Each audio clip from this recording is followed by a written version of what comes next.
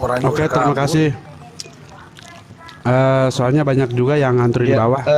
Bunda, ya, silakan Dek. Bunda. Iya, Ya, gimana kabarnya dulu ini, Dinda? Aman-aman, Gurunda. Gimana kabarnya? Alhamdulillah. Oke, saya tutup Alhamdulillah sedikit baik. ya, teman-teman. siap. Alhamdulillah. Ya, itu yang kita inginkan. Jadi gini, teman-teman, terkait dengan tema ya. Di ujungnya kemudian saudara Meme membuat framing yang luar biasa tentang Islam. Jadi gini, Islam itu mustahil adalah agama teroris. Mustahil. Karena Islam itu adalah dari namanya aja sudah damai. Terus kemudian kedatangan Islam itu memang untuk mendamaikan, mengajarkan kasih sayang. Allah Subhanahu wa taala kemudian sangat jelas mendatangkan Islam itu dengan pandangan yang sangat-sangat luar biasa, memiliki konsep. Dalam Islam memandang agama-agama lain, dan bukan cuma agama termasuk ras, itu memiliki konsep yang baik. Islam sebagai konstitusi dalam hal ini mewajibkan perdamaian antar manusia. Itu tidak bisa dipungkiri. Islam menyatakan Allah itu memberikan informasi melalui Islam bahwa Allah menciptakan dan menjadikan manusia itu berbangsa-bangsa dan bersuku-suku, tidak lain untuk kemudian memudahkan saling berkenalan dan kemudian saling berdekatan antar sesama manusia. Bukan menciptakan perbedaan itu sebagai jalan agar sebagian manusia merasa lebih tinggi dari sebagian yang lain, dan agar sebagian manusia itu dapat menjadikan dirinya menjadi Tuhan atau menjadi majikan atau menjadi sesuatu yang pantas kemudian dijadikan sebagai sembahan di samping daripada Tuhan. Tapi Allah Subhanahu wa taala menciptakan memang sudah seperti begitu. Memiliki konsep, berbeda keyakinan, berbeda agama, berbeda ras, bahasa, suku dan seterusnya. Jadi akidah Islam tidak membenarkan perbedaan darah, perbedaan suku dan ras atau bangsa untuk dijadikan sebagai lahan atau alasan saling berpecah belah. Tidak seperti itu. Seorang muslim itu percaya pada dirinya bahwa seluruh umat manusia itu adalah keturunan Adam. Dan Adam dicipta dari tanah. Perbedaan suku bangsa dan warna kulit itu hanya bagian dari tanda-tanda kekuasaan dan kebijaksanaan Allah saja di dalam hal menciptakan dan mengatur makhluknya. Ini sudah diatur oleh Al-Quran. Jadi kepada saudara saya Meme Bos ketika membawa narasi seperti itu tentang ISIS dan itu sudah garing buat kami, karena ISIS itu bukan buatan Islam. ISIS itu adalah ada sesuatu yang dibuat sebagai propaganda. Nah, bagaimana kemudian Islam sebagai damai sejahtera ini kepada orang non-Muslim di luar Islam? Dalam prinsipnya memperlakukan orang-orang non-Islam atau non-Muslim atau zimmi ya dalam hal ini, mereka orang-orang ini yang hidup berdampingan dengan Islam itu mendapatkan hak seperti yang didapatkan oleh umat Islam itu sendiri. Sama.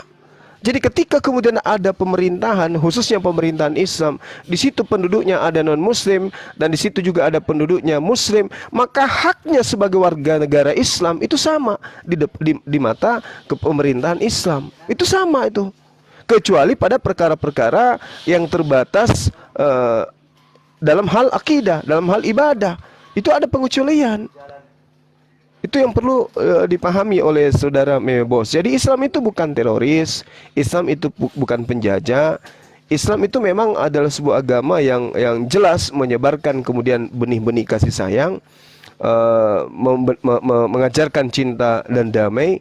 Islam itu secara eksklusif bukan berarti terorisme, bukan juga sebagai agama yang radikal, tetapi secara eksklusif dalam pengertian akidah, Islam itu adalah satu keyakinan yang mempercayai dan meyakini bahwa ajaran yang dianutnya adalah ajaran yang benar, dan kemudian mati di dalam keadaan Islam adalah harga mati. Itu. Tetapi tidak ada paksaan untuk ajaran Islam itu harus diajarkan kepada orang lain, tidak.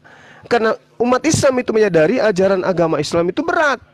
ajaran agama Islam itu syarat dengan aturan. Sementara banyak di antara manusia itu yang ingin hidup bebas seperti binatang, yang tidak mau diatur oleh Tuhan, yang tidak mau kemudian dikekang oleh penghambaan, yang tidak mau kemudian diikat oleh ketetapan Tuhan. Mereka maunya merdeka, mereka maunya menang dari hukum-hukum yang Tuhan berikan. Sehingga mereka membutuhkan tumbal atau penebus atau semacam surat gadai kepada Tuhan supaya aturan-aturan Tuhan itu dibebaskan kepada mereka. Dan itu konsekuensinya Islam paham bahwa memang di kalangan manusia, makhluk, itu ada dua golongan iblis itu. Ada dari golongan jin, ada dari golongan manusia. Jadi tidak semuanya manusia itu harus Islam. Ada juga yang golongan iblis. Nah, golongan iblis ini biarkanlah mereka menjadi iblis selama mereka itu tidak sadar. Tugas kita hanya menyampaikan bahwa kebenaran itu telah datang dari Allah.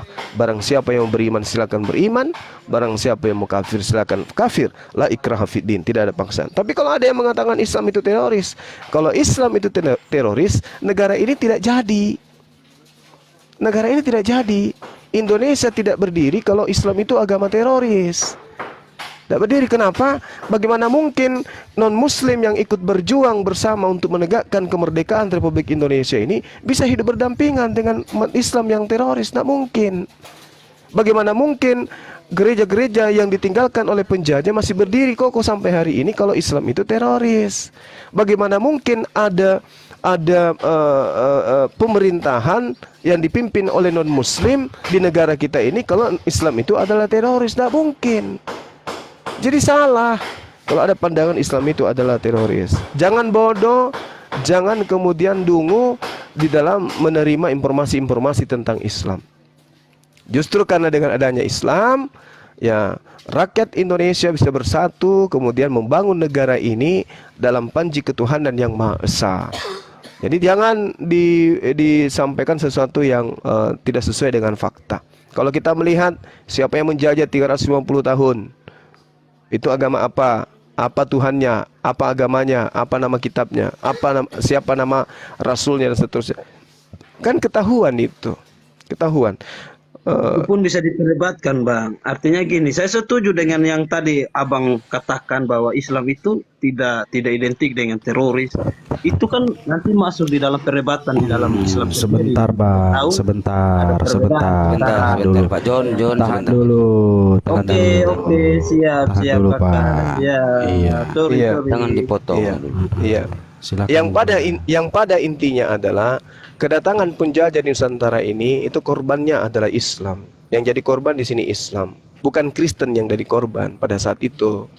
Ya, pelakunya adalah beragama Kristen, beragama Protestan, beragama Katolik. Mau tidak mau, kita harus terima keadaan itu. Mau tidak mau. Ya, itu fakta Oke, yang sekarang kami jawab. dibantahkan. Iya. Kalau itu penjajahan yang Masa Abang kembali maksudkan sih. itu penjajahan dalam hal apa? Kalau kita kembali kepada sejarah kan jelas bahwa penjajahan-penjajahan Oke. yang di masa lalu itu kan Oke, ada kaitan baik. dengan kayak rempah-rempah, mereka cari Iya, rempah-rempah di sini baik. dan sebagainya, lalu Oke. terjadi penjajahan seperti itu. Tadi yang Oke. kayak Abang bilang di dalam Islam tidak ada teroris, tidak ada radikal, itu kembali ke dalam perdebatan Islam sendiri yang kita tahu di dalamnya juga ada perbedaan pemahaman. Nah, itu kami tidak mau masuk ke situ. Itu ranah yang bukan di ranah Oke. kami non muslim. Oke. Ya, itu ranah di dalam sana. Tapi bahwa Oke, ada oke. teroris, ada radikalisme, itu kalau secara awam kita lihat ya di Islam saja. Walaupun Abang jelaskan Islam itu tadi rahmatan lil Iya, alamin. Papua di itu bang, tahan. Papua bang. Tahan. Baik, baik. Papua sama Hiroshima Tahan, Nagasaki bang. tahan. Itu Saudara seperti John, itu, Saudara Bang. John, yang Tapi lain dia. kalau Abang lagi kembalikan Saudara John. framing bahwa yang menjajah itu Kristen, yang menjajah itulah harus lihat dalam konteks lagi bahwa penjajahan Oke. itu dalam hal apa. Baik. Gitu. Kalau kita lihat ke sejarah itu semua berkaitan dengan Anda rempah-rempah, kayaknya bukan nggak bisa karena diam. agamanya yang mendorong dia untuk menjadi penjajah, bukan. Itu harus Oke, dibedakan dong, Bang. Gitu. Oke, baik. Ya. Dengarkan Tapi saya. saya sangat setuju dengan yang tadi ini Abang jelaskan bahwa Iya, diam. John, diam. Ini host ngomong. Host ngomong, kamu diam. jelas bahwa di Oh. dalam wujud ada radikal. Anda tidak akan pernah bisa, Bung, membersihkan Kristen dari sejarah kekekalan ya terhadap perbuatan-perbuatan Kristen di atas muka bumi itu tidak bisa Anda hilangkan. Mau seperti apapun Anda mencuci dan membalut Kristen itu sebagai ajaran kasih. Kenapa demikian? Satu, ketika Yesus datang ke Yerusalem, oke, pemerintahan yang terbentuk, dengarkan dulu, dengarkan dulu, dengarkan dulu. Saya sudah closing tadi, Anda masuk, dengarkan. Pada saat kemudian Yesus datang di internal Kristen yang Anda paham di Yerusalem, di sana terbentuk suatu pemerintahan Pilatus, pemerintahan di bawah kekaisaran Romawi. Siapa pemberontaknya yang muncul pada saat itu? Bisa jawab saya? Siapa yang mengganggu kedamaian para imam-imam Yahudi pada saat itu? Siapa yang mengobrak-abrik rumah-rumah ibadah pada saat itu? Dan siapa yang pantas disebut teroris di situ? Mengajak pengikutnya beli pedang, melakukan pertentangan terhadap pemerintah yang sah pada saat itu. Boleh Anda sebutkan siapa pelakunya, Bung, pada saya? Ini dulu PR buat Anda. Bolehkah orang ini saya anggap teroris? Pada saat pemerintahan damai sejahtera terjadi di Yerusalem, tiba-tiba muncul, membuat komplotan, memiliki pengikut-pengikut, mengajarkan sesuatu yang tidak sesuai dengan pemerintahan pada saat itu. Apakah boleh saya katakan oknum ini adalah teroris? Itu dulu poin yang saudara harus pahami, bahwa Tuhan yang Anda sembah pun terindikasi teroris pada zamannya. Catat itu, catat ya. Hanya oleh karena dia tidak memiliki tentara, tidak memiliki pasukan, tidak banyak pengikut yang mampu kemudian melawan tentara Romawi, dia tidak bisa mengaplikasikan apa yang tertulis dalam Lukas. Siapapun yang menjadi seteruku, yang tidak mau aku menjadi raja, bawalah di hadapanku, bunuhlah dia. Itu tidak terrealisasi. Kenapa? Karena pasukannya cuma 11 orang. Itu pun semuanya pengecut, lari meninggalkan Yesus. Lukas 14 nomor 50-51. Andai saja pengikutnya itu gagah berani seperti sahabat Rasulullah, maka dia mampu kemudian menjadikan tanah Yerusalem itu menjadi pengikutnya seluruhnya. Tapi karena pengikutnya itu cuma pengecut, lari semuanya berdasarkan Bible, dia tidak bisa menjadi teroris sejati. Paham itu ya? Nah, terus yang kemudian yang kedua, ketika saudara mengatakan di Kristen itu tidak ada penjajah. Sabar. Nanti ada hak jawab Anda, boleh. Yang kedua, Anda kira-kira mau taruh mana muka Anda ketika Anda memeriksa mayat-mayat dari penjajah-penjajah, ternyata KTP-nya Protestan, Kristiani.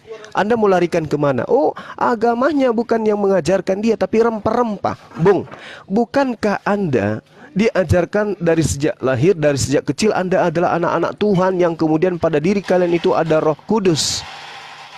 Bagaimana Roh Kudus ini membimbing mereka sampai mereka melakukan pembunuhan, perampasan, perampokan, penjajahan secara terstruktur, bergelombang, gelombang pertama, gelombang kedua, gelombang ketiga, dan seterusnya. Dan itu sangat masif. Dan setelah mereka melakukan pembantaian, membuat Nusantara melahirkan jutaan janda, jutaan anak-anak yatim, kemudian pada hari Minggu mereka beribadah di dalam rumah ibadah mereka, mengaku sebagai anak Tuhan. Mau kemana agama Anda ini pergi berpijak? Mereka tidak mengatakan haleluya dalam membunuh, tetapi pada prinsipnya mereka melakukan penyerangan, penyergapan, dan seterusnya dengan membawa membawa misionaris datang untuk kemudian membuat orang-orang yang jadi bagian daripada jajahannya menjadi Kristen, menjadi pengikutnya. Bagaimana Anda melihat itu? Merampas, dari hasil rampasannya mereka gunakan mendirikan rumah-rumah ibadah. Apakah Anda tahu hasil dari mana yang didirikan oleh gereja-gereja yang ada sampai sekarang ini? Itu hasil dari mana? Dari rampasan terhadap pribumi. Jadi gereja yang ada itu adalah gereja hasil rampasan pribumi. Pahami itu. Dari upeti-upeti yang mereka ambil dari rakyat jelata, yang mereka tindas, yang mereka pergunakan sebagai pekerja rodi dan seterusnya. Itu dari mana? Dari rakyat yang ada sebagai pribumi pada masa itu. Anda masih ingin mengatakan kami yang salah, Islam yang teroris gitu? Saya katakan kepada saudara, di dalam setiap agama itu ada teroris, tapi tidak semua agama itu ada penjajah. Tapi di dalam agama Anda terorisnya ada, penjajahnya ada. Di Islam tidak ada penjajah. Yang ada adalah orang-orang yang menyalahartikan Islam itu sehingga mereka melakukan pengeboman. Kami tidak membenarkan mereka. Dan bahkan Islam mengajarkan barang siapa yang membunuh orang satu jiwa saja, maka kata Rasulullah, mereka sama halnya membunuh seluruh umat manusia di atas muka bumi. Apa maksudnya itu? Larangan umat Islam untuk melukai, apalagi membunuh orang-orang di luar Islam yang tidak memerangi Islam. Itu yang perlu saudara pahami. Bahkan kalau Anda lihat, banyak pendeta-pendeta yang mengatakan, alhamdulillah di Indonesia ini mayoritas Islam. Sebab kalau Kristen yang mayoritas, bisa jadi negara kita ini menjadi negara pelangi. Sekarang aja Bung, orang Indonesia ketika mereka ingin nikah sejenis, kemana perginya? Ke luar negeri. Mencari apa? Masjid atau gereja? Cari gereja. Kalau ini yang mayoritas di negara kita, na'udzubillah summa na'udzubillah. Oleh karena itulah bersyukurlah, karena di negara kita ini masih ada Islam sebagai benteng utama di dalam menjaga etika dan moral rakyat Indonesia. Demikian, silakan. Aku boleh ngomong lagi bentar nggak? Soalnya mau digantikan nih. Ya. Oh, atau apa, peta lempu? Izin peta lempu. Nggak apa-apa, aku turun aja, cuman aku ngomong sedikit aja. Ya mungkin Bang John harus ngecek lagi sejarah Tordesillas ya. Kenapa bisa terjadi penjajahan yang dilakukan oleh orang-orang Eropa, terutama yang awal-awal itu adalah Spanyol dan Portugis ya. Itu gara-gara keresahan dari Paus Alexander VI, Paus saat itu, yang melihat ya kekhalifaan Ottoman yang sudah masuk ke wilayah Eropa. Jadi mereka takut kalau Ottoman ini masuk terus, lama-lama kekristenan bisa musnah. Jadi mau nggak mau ajaran ini harus diamankan. Bahkan mereka sudah merencanakan kalau sampai nanti kota Roma jatuh, mereka akan geser ya. Vatikan itu akan dipindahkan ke wilayah Argentina. Jadi Tordesillas itu dibuat bukan hanya karena penjajahan, bukan hanya karena rempah-rempah, tapi awal mulanya adalah bagaimana menyebarkan agama kekristenan. Dan jauh sebelum itu bagaimana wilayah-wilayah Eropa, kerajaan-kerajaan di Eropa itu bisa jadi Kristen. Padahal kayak Inggris, ya Romania, Jerman, itu dulu bukan kerajaan Kristen.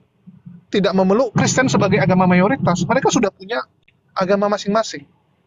Bagaimana Romawi, ya, yang saat itu sebagai kerajaan paling kuat, memaksakan agama Kristen sebagai agama di wilayah-wilayah yang dia jajah. Itu fakta.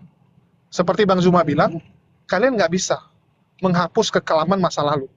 Kalian coba bisa bayangkan nggak? Seandainya penjajahan itu nggak dilakukan, menurut kalian, apakah Kristen bisa menjadi agama mayoritas di dunia ini? Coba saya tanya, apakah Kristen akan sebesar sekarang, atau hanya akan diimani oleh sebagian orang Yahudi? Bukan mayoritas Yahudi ya, tapi menjadi agama minoritas di kalangan orang Yahudi. Yang dimana orang Yahudi pun jumlahnya ya minoritas juga gitu. Silakan dicek gitu. Kalau nggak disebarkan kepada orang-orang di seluruh Eropa, di seluruh dunia, apa jadinya ajaran itu? Ajaran yang sebenarnya ya kita juga masih bingung, ini ajaran dari Yesus atau ajaran dari siapa? Walaupun teman-teman Kristen mengimani ya, oh ini ajarannya Yesus kok, yaitu iman kalian, silakan. Cuman bagi kami masih dipertanyakan. Ya, mungkin sekian dari saya. Ya silakan diganti host ya. Dan ya assalamualaikum buat semua teman-teman. Selamat siang. Assalamualaikum warahmatullahi wabarakatuh. Waalaikumsalam. Aku tambah sedikit ya. Oi, Boleh ya host? Waalaikumsalam Sedikit. warahmatullahi wabarakatuh. Host, si Jul silakan. masih hidup. sedikit sekali Alhamdulillah. host.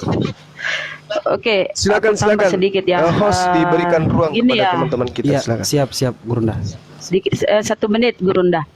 Kalau kita lihat ya kekejaman Belanda di Sulawesi Selatan ya, ada namanya Jalan Korban 40.000 jiwa. Itu ya diberi nama Jalan Korban 40.000 jiwa. Itu apa?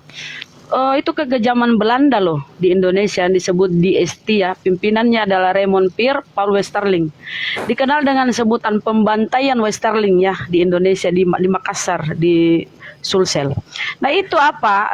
Lubang itu digali ya. Lubang itu digali di belakang mereka, itu lubang digali panjang lubang, dan berjejer di apa ya, pribumi itu disuruh berjejer berdiri. Kemudian ditembaki loh.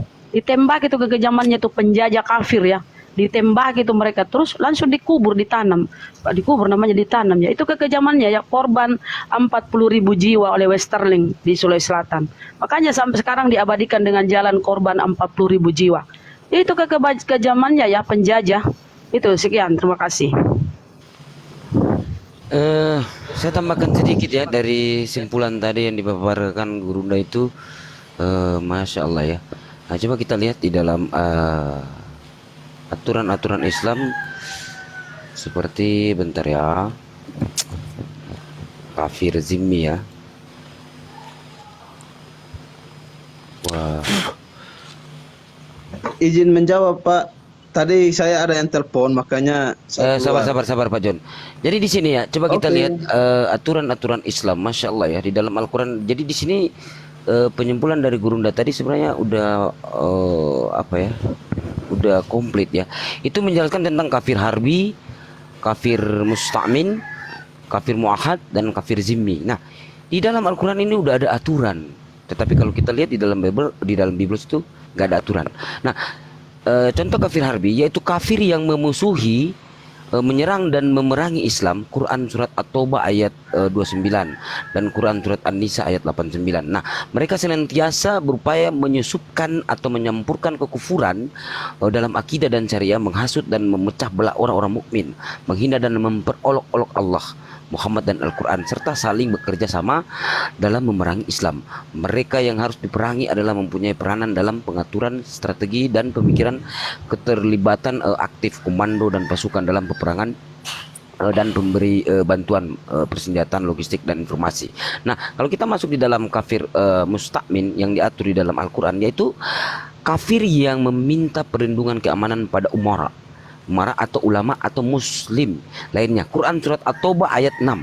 Mereka tidak boleh diperangi selama mereka terputus atau tidak berhubungan dengan kafir harbi yang di atas ini, serta dan tidak membantu musuh yang menyerang Islam. Nah, terus di dalam kafir muahad, yaitu kafir yang mempunyai perjanjian damai dengan Islam yang telah disepakati. Itu diatur di dalam Quran surat At-Taubah ayat 4.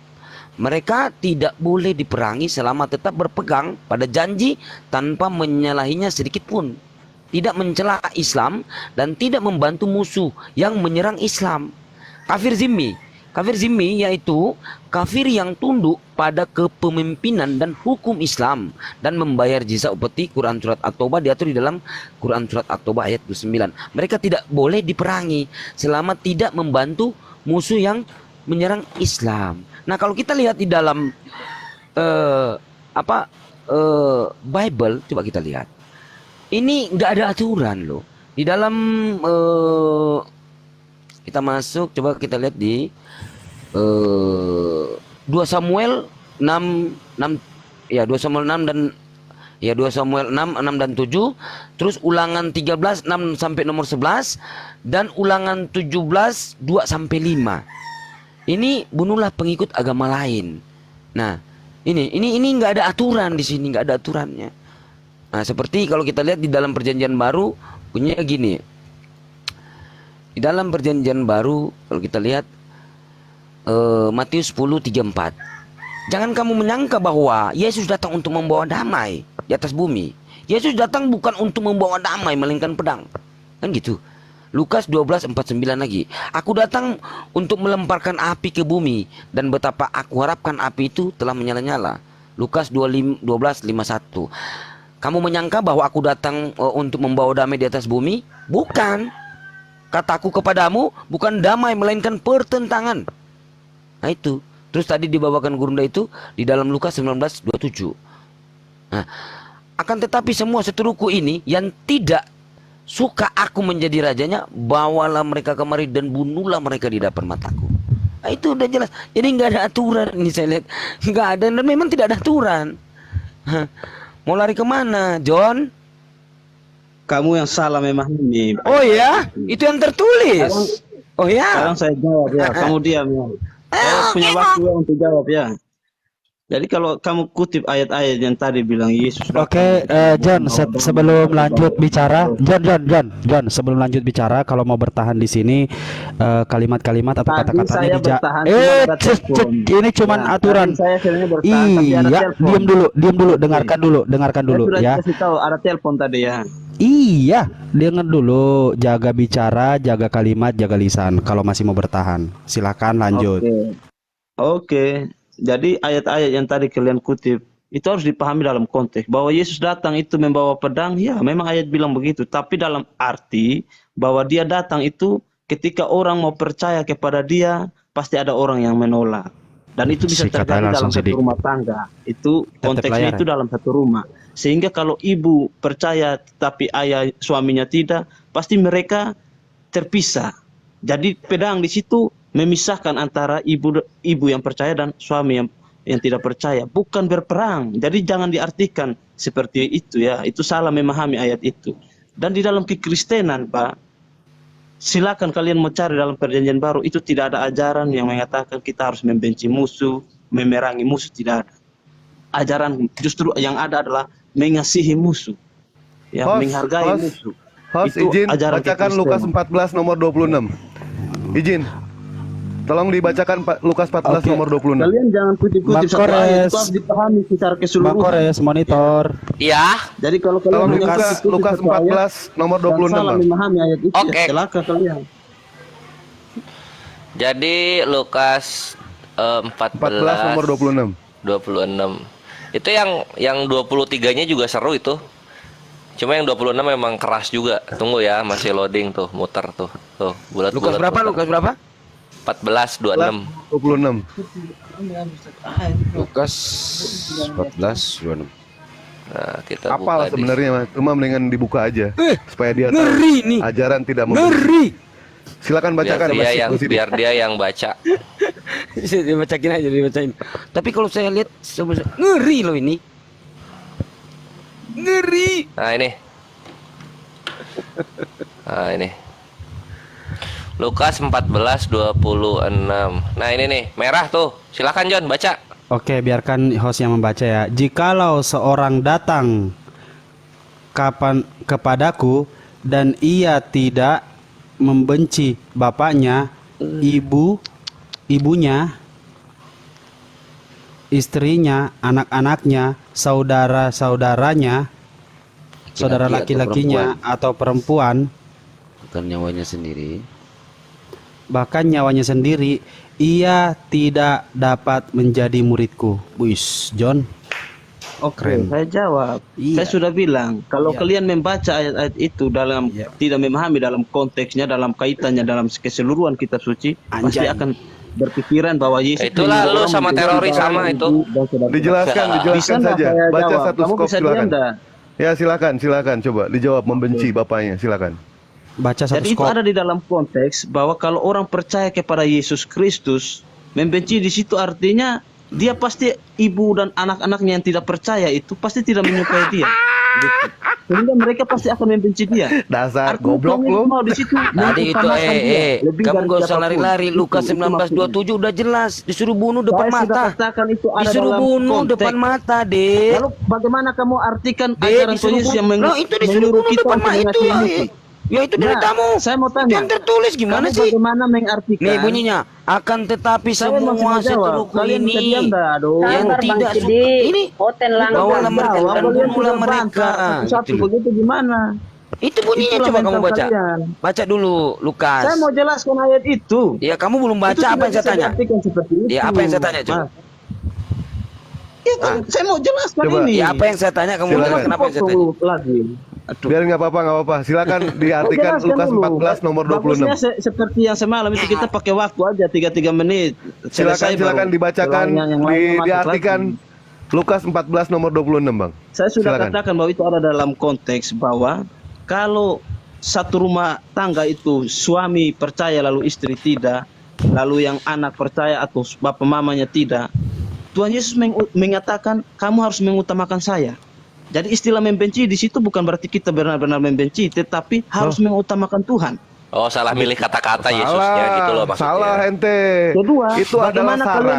mengartikan sebentar. Syarat Kedua, menjadi bagaimana seorang murid kalian- Yesus. Karena di bagian yang lain Tuhan Yesus justru mengajarkan mengasihi musuh. Jadi kalau musuh Nah. saja harus dikasihi, apalagi bapak ibu. Tetapi Ya, itu ini ada di dalam buktinya konteks dibenci. bahwa Buktinya bukan dibenci ini. Oh gini maksudnya Bang Del, gini maksud Johnku gini. Jadi lu tuh Tuhan harus Yesus mau membenci dalam mengutamakan kasih dia, gitu loh. Oh, Tuhan Yesus begitu. mau mengutamakan dia lebih dari bapak ibunya dan saudara-saudaranya. Kalau di dalam satu rumah Ngeri tangga loh ini. ada yang Ngeri, percaya dan ada yang dibenci tidak. ini. Ngeri.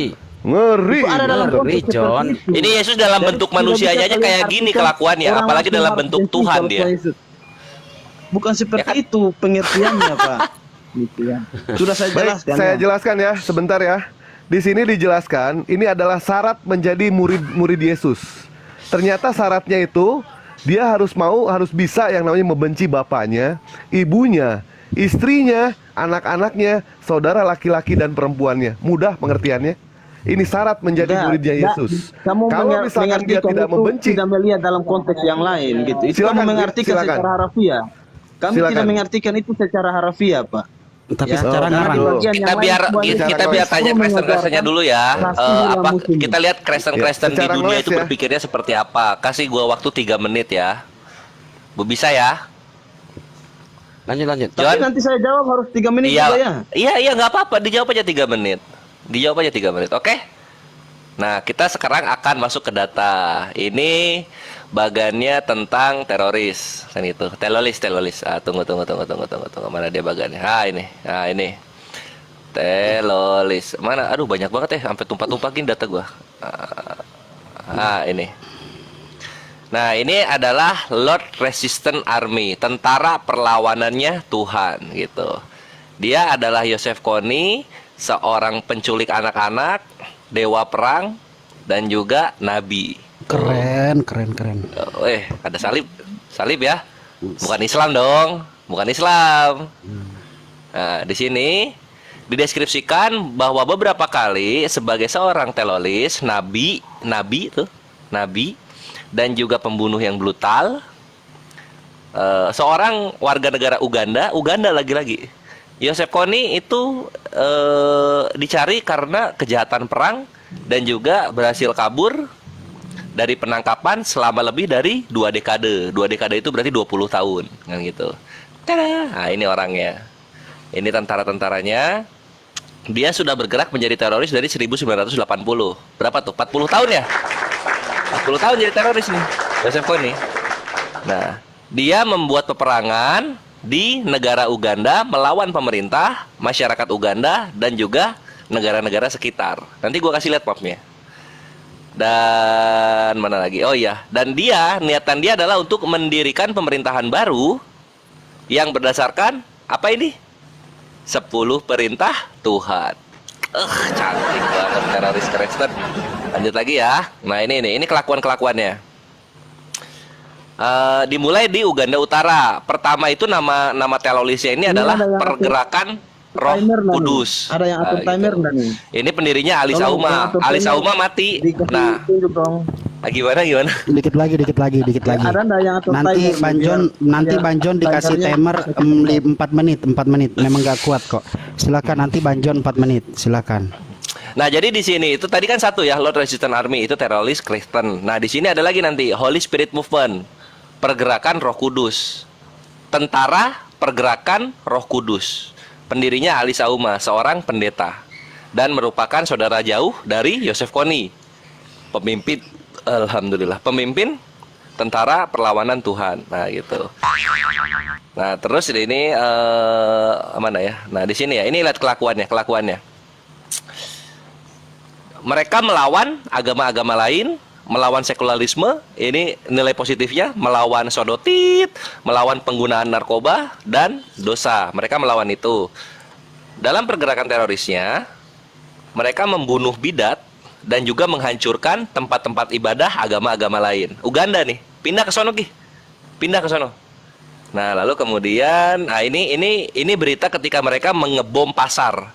Sampai ada 83 orang tewas dan 6 polisi mati. Nah, ini. Ya, ini baru satu, Bre. Jangan lu kira data gua satu. Data gua banyak. Ini baru satu.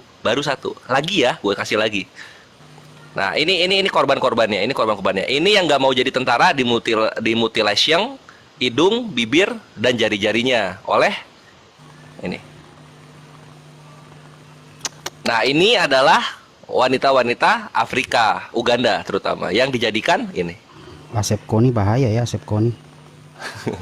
Nah, lanjut lagi. Jangan, ini nanti gue di-ban. Nah, berikutnya ada ini. Nah, ini korban-korbannya ya. Dari tahun 1987 sampai 2006 korbannya 20.000 orang Uganda. Oh, kalah jauh. Teroris yang mengatasnamakan Islam kalah jauh, bre. 20.000 orang Uganda tewas. Nah, itu. Lanjut lagi. Nah, ini datanya. Ini data map penguasa teroris penguasa di Afrika nih. Nih, segini. Ya. Nih. Ini Afrika ini Sudan Selatan yang berpisah dari Sudan. Sudan negara Islam. South Sudan ini yang memberontak kemudian membuat negara sendiri. Nah, ini masa depannya KKB nanti, masa depannya KKB ini. Tapi dia termasuk negara termiskin di dunia, sama kayak Timor Leste pisah dari Indonesia jadinya melarat. Nah, ini sama nih. Tapi ada terorisnya, sesama Kristen juga. Nah, ini dari South Sudan ke Kongo, ke Republik Afrika Tengah, ke Sudan juga kena. Ugandanya mana ya? Ugandanya di sini. Nah, dia udah nyebar sampai sini gitu. Ini perkembangannya, penyebarannya udah sampai sini dia. Si Yosef Kony tadi. Itu ya, yang ini ya. Yang kedua sekarang, yang kedua, teroris yang kedua. Ini Ikhwan, catat ini, yang ini, karena ini sangat-sangat Islamofobia ini. Woi, apa tuh di palanya tuh? Woi, di lehernya apa tuh? Ya. Anti balaka. Nah, di sini dikatakan anti balaka itu adalah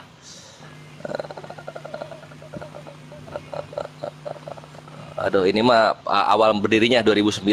Awal berdiri 2009. Nah, ini kelakuan anti balaka. They killed, mereka membunuh ratusan penduduk sipil beragama Islam. Beberapa itu dalam skala yang besar pembantaian. Merampok rumah-rumah dan toko-toko orang Islam, menghancurkan dan membakar masjid. Di antara korban ada wanita juga anak-anak kecil. Dalam beberapa kasus, satu keluarga dihabisi. Tujuan mereka untuk membumi hanguskan Islam dari negaranya ini, gue lupa. Kalau nggak salah ini Republik Afrika Tengah, ya. Menghapuskan Islam selamanya dari Republik Afrika Tengah. Teroris. Nah, gitu. Nah, terus ya kan bener kan? Nah, ini dari Al Jazeera melaporkan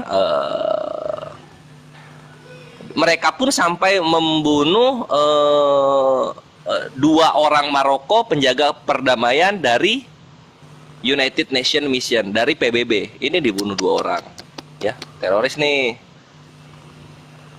Nah, ini ya, ini Muslim, ini testimoni Muslim ketika diwawancara. Dia adalah korban dari teroris di sana. Ini aku memperkuat apa yang dibilang Gurunda gitu.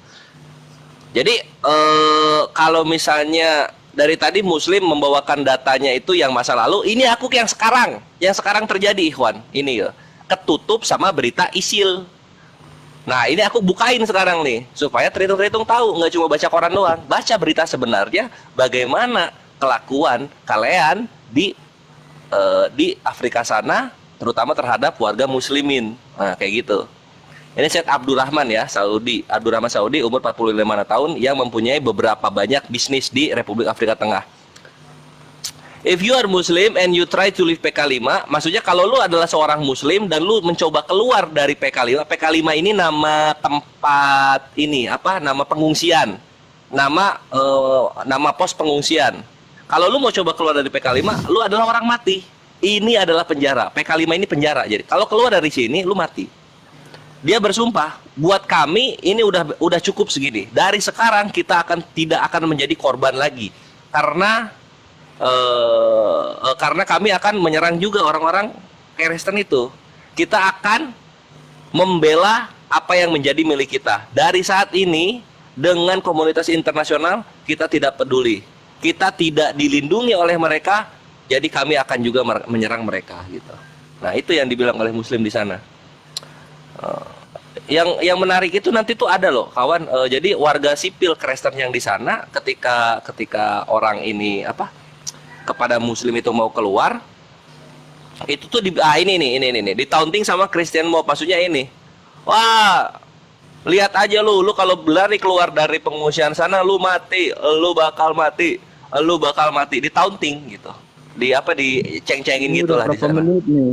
Lama Oke. sekali. Oh, masih banyak datanya, tunggu, masih banyak datanya. Ini baru 2. Berikutnya ada tuh anti Balaka, nih apa nih? Christian Militia, separatis Kristen, ya. Tuh. Yang lanjut lagi. Nah, Bang ini Gores, mapnya baru sangat sedikit udah Bang pada Gores, ribu. kasih kesempatan ke dia, tetapi Iya. kita ingin menampilkan datanya seperti apa yang Bang Kores tampilkan seperti itu. Silakan Bang John, Siap. tampilkan Kata udah datanya. dipotong. Iya, tampilkan datanya open cam sesuai dengan apa seperti Bang Kores itu. Kita di sini berbicara datanya, bukan katanya. Silakan. Dibesarkan si John host dan open cam dia nggak tampilkan bisa di datanya. open cam, nggak bisa open cam. Oh, kalau gitu kita minta situsnya Semua aja yang nanti. tadi Bang Sapa, jadi yang tadi ditunjukkan data-data itu memang benar terjadi. Kami juga mengakui bahwa itu memang pernah terjadi. Bahwa radikalisme di dalam agama itu ada di dalam semua agama, Bang. Kami tidak menyangkali itu. Tetapi kita harus bisa bedakan antara ajaran suatu agama yang berdasarkan pada kitab sucinya masing-masing dengan perilaku hidup. Kalau kita berbicara konteks ajaran agama berdasarkan kitab suci masing-masing tiap agama, dalam hal ini saya sebagai Kristen, di dalam kekristenan itu tidak ada ajaran yang seperti itu, yang harus membantai Waduh. musuh atau menganiaya musuh dan Waduh, sebagainya. waduh. Itu di dalam ajaran tidak ada. Bahwa nanti dalam perilaku itu kembali ke orang-orangnya, apakah dia salah memahami, itu kita tidak tahu bagaimana mereka mengartikan. Tetapi berdasarkan ajaran kitab suci kami, berdasarkan ajaran Tuhan Yesus, justru dia mengajarkan kasihilah musuhmu, berdoalah bagi mereka yang menganiaya kamu, mintalah berkat bagi orang yang mengutuk kamu, dan masih banyak lagi, ya. Nyatanya Contoh-contoh dalam kitab suci yang menunjukkan bahwa Yesus memang mengajarkan kita harus mengasihi dan bukan berperilaku seperti itu. Bahwa di sana ada kasus seperti yang tadi Abang tunjukkan data-datanya, itu yang kami bilang di dalam agama orang bisa salah mengartikan itu lalu dengan semena-menanya. Itu pun harus kita teliti lagi dalam konteks mungkin Nggak ada data, politisasi nggak ada data, di Bang sana, Rasid. ada kaitan-kaitan dengan budaya di sana Nggak ada yang data. hanya dibawa sebagai Sebutkan bagus-bagus data aja. bisa. apa namanya, Sebutkan agama data itu hanya bisa. dijadikan John, sebagai kedok. John, Udah males sebutkan kayak data bisa. Sebutkan data, nanti dibaca bareng-bareng datanya. Sebutkan di mana data yang Anda baca. Kalau cuman di sini mau mendengarkan karangan Anda, mending Anda tulis di buku, habis itu di print, habis itu disusun rapi, habis itu Anda jual. Insya Allah nggak laku. Coba. Jadi Data yang saya maksudkan sini data kitab suci yang mendoakan musuh itu ya. Oke, saya tunjukkan ya sebentar. oke. Tapi apakah tadi sudah dijelaskan bahwasanya data-data yang disebutkan Mahadewa itu sudah itu kurang lengkap?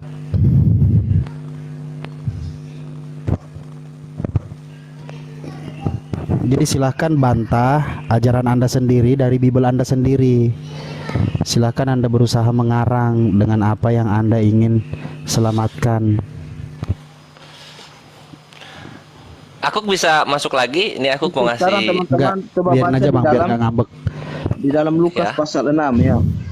Ya, apa dibilang? Teman-teman baca dalam Lukas pasal 6, Tuhan Yesus mengajarkan begini, tetapi kepada kamu yang mendengarkan aku, Yesus, aku berkata, kasihilah musuhmu, berbuatlah baik kepada orang yang membenci kamu, mintalah berkat bagi orang yang mengutuk kamu, berdoalah bagi orang yang mencaci kamu. Barang siapa menampar pipimu yang satu, berikanlah juga kepadanya pipimu yang lain. Dan barang siapa yang mengambil jubahmu, biarkan juga ia mengambil bajumu. Dan seterusnya dan seterusnya. Itu ajaran Tuhan Yesus tentang kasih. Jadi kalau abang tuntut data di mana Yesus mengajarkan tentang kasih, banyak di dalam gospel. Silakan teman-teman baca nanti di dalam Lukas pasal 6 itu. Yang tadi abang tunjukkan itu kami tidak bantah, itu memang benar terjadi. Itu sama juga seperti di dalam Muslim. Ya. Di dalam Muslim juga banyak teroris. Itu kan silakan saja. Itu yang tadi saya bilang ada perdebatan juga di dalam Muslim. Di dalam Tadi lu bilang di awal apa coba? Tadi Ada lu bilang banyak. di awal apa tadi? Yang saya Lu mau bilang di tekankan di sini awal harus- katanya, iya Dengar kalau dulu, misalnya saya belum penjajah itu selesai kan dong. begini dan begitu ada pasti yang jahat gitu. Cuma kalau teroris cuma di Islam, tolong diralat dalam lagi konteks itu yang dan tadi, meminta maaf. Kalau yang tadi kamu berbicara soal penjajahan Belanda, itu kan ada konteks. Demikian Iya, juga enggak tadi lu bilang di Afrika awal teroris Selatan, cuma ada di Prancis, Islam. itu ada Tadi kan lu bilang konteksnya. gitu. Nah, ini Kamu datanya tidak udah bisa gua pukul bubukin nih, rata. baru 2. Langsung kamu Gua bisa kaitkan tampilin dengan ajaran 8 lagi kita kalau lu suci. mau. Ini yang saya mau 8 lagi. bantah. Kalau kamu kaitkan dengan ajaran kitab suci, itu yang saya mau bantah, bahwa di secara Tadi lu bilang ajaran teroris itu cuma ada kami di tidak Islam. Minta maaf ada dulu. ajaran seperti itu. Loh, kamu tadi kan ngomong soal penjajahan Belanda itu masuk, itu kan ada Enggak, konteks. tadi lu Lalu di awal Belanda masuk itu sini semua lu ada ngomong konteks. teroris cuma Gitu. ada di Islam. Minta maaf dulu.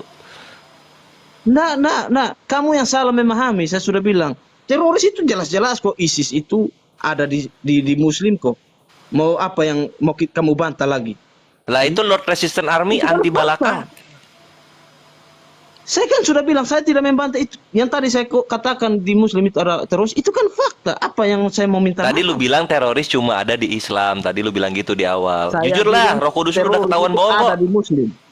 Bahwa ada di agama lain, semua agama, Bang. Nah gitu. Itu yang saya bilang, Gitu dong, salah diakui memahami. dong. Jadi Di kita- Kristen juga ada teroris. Cepat ngomong. Jadi kita di sini harus Nggak bedakan ngomong dulu. antara Di ajaran. Kristen juga ada Nggak, teroris. kamu Coba. dengar dulu, saya masih jelaskan. Nggak, ngomong Kita dulu, harus ngomong bisa dulu. bedakan antara ajaran dengan perilaku hidup Iya, di hari-hari. Kristen juga Timpalin ada aja. teroris. Orang Cepet tidak bisa ngomong dulu. Timpalin aja, Bang Kores, terus timpalin ajaran aja, timpalin agamanya dia. masing-masing, itu karena dia salah memahami. Iya, di Kristen juga ada teroris. Jadi, Cepet di sana bilang ada dulu. terorisme yang mengataskan nama agama. Bagi kami dalam ajaran kitab suci tidak ada. Lah tadi terus apa Mereka tuh? bisa Yang mau melakukan mendirikan dengan negara mereka. berdasarkan 10 perintah Bahwa kita Tuhan itu bisa apa tuh? melihat dalam konteks mereka, itu pasti ada konteks politisasi di sana. Gitu. Loh, tadi enggak Jadi- kok, itu benar-benar Kristen yang ingin membumi hanguskan Islam, Enggak Kristen yang ingin dong, mendirikan itu ada negara konteks berdasarkan semuanya. 10 negara, Dan 10 perintah dan dasar tertinggi dari mereka, Tuhan. Kamu juga harus bisa bertanya kepada mereka, dasar mereka melakukan itu apa? Sedangkan dari kitab suci saya sudah Oh, ini katakan dasarnya, tadi ini bahwa dasarnya. Ini loh tidak dasarnya ada, loh. ya, tidak ada Ini loh dasar dasarnya. ajaran untuk membenci musuh atau itu dalam kekristenan tidak ada. Ini loh dasarnya, ini Itu loh, ini hanya loh, ada ini loh di dasarnya Suriah, loh, ini karena loh. kita bisa melihat bahwa ISIS di Suriah sana itu setiap Nah, kali, ini loh, ini dasarnya loh. pakai ayat-ayat Ingin Al-Quran, mendirikan pakai pemerintahan ayat-ayat, baru berdasarkan 10 hadis perintah dan sebagainya. Tuhan. Ini loh. Itu kan jelas hanya ada di kalian. Ini Kalau jelas kami banget tidak ini. ada Ini sama satu sekali, nih, hanya Lord orangnya Resistance yang Army. saja memberontak, Gimana ini? Kok bawa nggak mau salib, ngaku? Kok bawa nggak mau ini segala jujur? macam. Itu harus dibedakan, ya. Ini satu ya. Nah sekarang kita lihat lagi. Ini satu. Terus ini dua. Tadi mana tuh? Anti Balaka dua. Ini yang ketiga, lihat nih. Ini yang parah di India. Yang parah di India, Ikhwan. Nah di sini ada namanya ini Papua. Ini Papua. National Liberation Front of Tripura. Tapi ini Papua New Guinea ya. Apa dibilang di sini? Mereka mendirikan teroris ini di tahun 1989. Untuk apa? Dari India. In order to create an independent Christian fundamentalist state of Tripura. Jadi misinya itu untuk menciptakan negara Kristen independen dan juga berdasarkan kitab suci di Tripura. Kristen nih, kok nggak ngaku? Oi, sakit ya, sakit hati ya. Lagi nyari data dia mungkin. Nah, tuh. Buka mute-nya. Tuh, National Liberation Front of Tripura gitu. Oh, ini pemimpinnya, Rajiv Gandhi. Oi. Ngomong. Nanti ada lagi di sini. Nah, ini kelakuannya. The Baptist Church of Tripura was initially set up by missionaries from New Zealand gitu. Jadi ini yang tadi itu si nasionalis Tripura itu yang Kristen itu datangnya dari gereja Baptis yang dibikin oleh orang Selandia Baru tahun 1940. Lihat ininya, lihat ya kelakuannya itu. Di tahun 2000, NLFT itu mengancam untuk membunuh orang-orang Hindu yang merayakan festival keagamaan di Durga Puja. Setidaknya 20 orang Hindu di Tripura sudah di-EO oleh NLFT dalam 2 tahun terakhir selama perlawanan dan pemaksaan pemindahan agama ke dalam Kristen. Nah itu, ini. Gimana nih? 3, ini yang ketiga loh, ini yang ketiga. Woi. Tuh, ini NLFT di India. Tuh, forced conversion to Christianity. Pemaksaan pindah agama ke dalam Kristen. Woi. Sini loh. Ayo sini belajar data sini.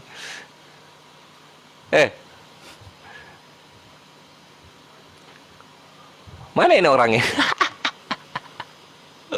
Anyway, Ikhwan, Bang Dewa aku titip dulu ya. Mau asar, udah asar.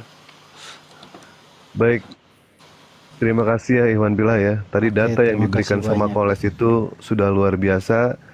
Dan yang mengherankan kepada kami itu ya, ketika ada orang Kristen yang membenci orang Islam, mereka mendirikan yang namanya teroris yang dibunuh hanyalah orang Islam. Tetapi ketika ada orang Islam dikatakan sebagai teroris, sebagai contoh, kita tahu kejadian bom Bali. Ternyata di situ yang korbannya itu bukan hanya orang Islam, bukan hanya orang Kristen. Bahkan orang Hindu pun ada, orang Kristen ada, orang ateis ada, orang Islam ada. Tapi pada saat mereka hanya mampu melihat kalau Islam itu adalah ajaran agama teroris, siapa yang menangkap gerombolan pada saat itu? Gerombolan Amroji CS, siapa yang menangkap? Apakah umat Islam tidak terlibat dalam hal penangkapan? Siapa yang menghakiminya? Umat Muslim. Siapa yang menangkap polisinya? Umat Muslim. Kenapa tidak apresiasi mereka? Yang mereka tahu hanyalah pengeboman yang dilakukan oleh umat Muslim, tetapi yang menangkap mereka tidak tahu. Umat Muslim terlibat itu semua. Hakimnya umat Muslim, jaksanya umat Muslim, polisi yang menangkapnya umat Muslim. Tolong dong apresiasi kepada kami. Umat Muslim melakukan kesalahan, umat Muslim langsung yang menangkap. Beda halnya yang dilakukan sama sebelah. Mereka benci sama Islam, korbannya Islam semua. Tetapi ketika umat Muslim melakukan kesalahan, yang korbannya termasuk umat Muslim juga. Betul tidak? Kami tidak munafik. Umat Muslim yang melakukan yang namanya kesalahan, pada saat tetap dia mengatakan La ilaha illallah Muhammad Rasulullah, dia tetap Muslim. Tapi pada saat mereka melakukan yang namanya teroris, pengeboman, pembunuhan, mereka mengatakan itu oknum. Itu oknum. Luar biasa penilaian mereka ya. Seperti ini ya. Tidak fair. Terakhir dari Dewa, sebelum Dewa pamit, kalaulah Islam itu hanyalah agama ibadah ya, hanyalah agama ibadah, Nabi Muhammad tidak akan pernah berdiri di medan perang. Nabi Muhammad tidak akan pernah memimpin di medan perang. Kami mengakui, kami jujur mengakui. Tapi lihat mereka, ajaran kasih. Tetapi ketika diperlihatkan yang namanya fakta, mereka berusaha untuk ingkar dengan fakta itu. Beda halnya dengan kami umat Muslim. Pada saat kami terjadi yang namanya peperangan, terjadi yang namanya perang, kami diajarkan yang namanya ajaran kasih. Aturan kami diterapkan sama Rasulullah SAW. Dewa, kalau kau perang, jangan pernah kau menghancurkan tempat ibadah, jangan pernah kau membunuh perempuan, jangan pernah kau membunuh tawanan yang sudah menyerah. Luar biasa di Islam. Sampai peperangan saja kami diajarkan yang namanya ajaran kasih. Tapi lihat mereka, ketika mereka melakukan yang namanya pembantaian, melakukan peperangan, begitu buasnya mereka menghancurkan kami semua. Santri-santri dimasukkan ke dalam masjid, dibakar hidup-hidup, santriwatinya mereka perkosa, mereka cemplungkan ke dalam sumur. Buas mereka itu kepada kami umat Muslim. Kenapa? Karena mereka tidak punya aturan. Kami dalam peperangan punya aturan, punya ajaran kasih, diajarkan oleh Rasulullah SAW. Kami tidak takut sama pimpinan. Yang kami takut adalah ancaman dari Allah. Yang kami takut ketika kita meninggal nanti, ternyata kita melanggar aturan Rasulullah, kami tidak diakui oleh umatnya Rasulullah. Itulah yang kami takuti. Jelas ya, Iwan Pilah di sini ya. Silakan. Dewa mau asar juga ini.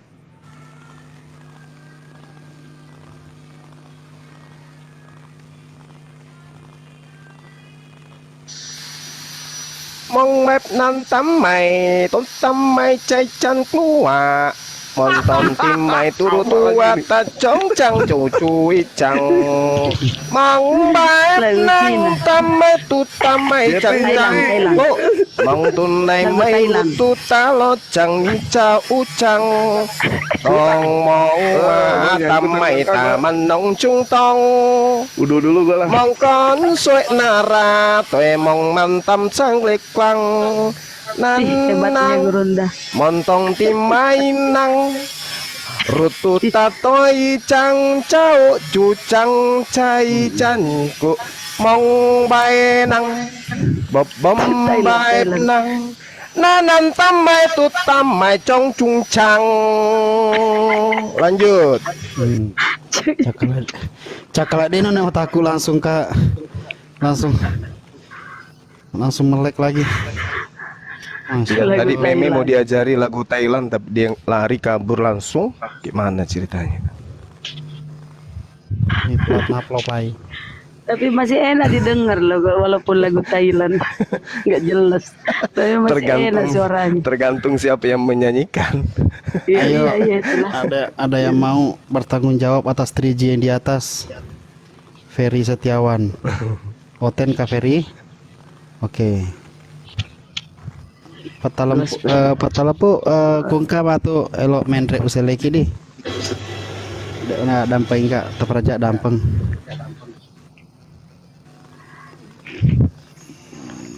Oke, saya naikin lah daripada Igan atau mangor. Enggak tahu mangorok deh itu. iya nak tuh kapan? Mati Kak sedih. Dan dia Oh, Jiwa Sabah. Selamat siang. Astagfirullah. Jiwa Sabah. Masya Allah. Jiwa Sabah, selamat siang. La ilaha illallah, begitu getolnya Anda tadi.